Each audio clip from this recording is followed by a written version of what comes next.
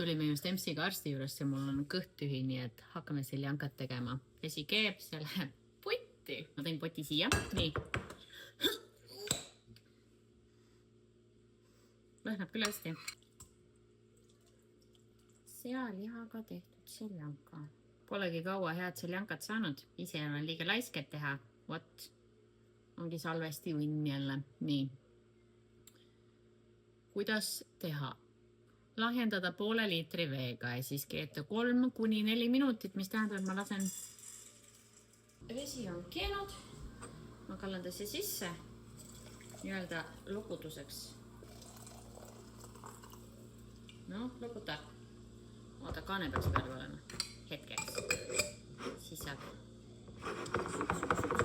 Sups. Nii. Ai, ta on kuum. Nii, ja natukene veel. Okei, nii, see on täpselt pool liitrit. Umbes kliidile. Ma teen keedumuna ka. Ja pennet keedan ka. Niikaua võtaks lonksu kohvi ja mõtleks selle peale, et kuidas mul üldse ei meeldi MC-ga arsti juures käia. Kodiseb juba vaikselt. Head isu! Kas me Maiki lämneme ka seda proovida, kui ta koju tuleb?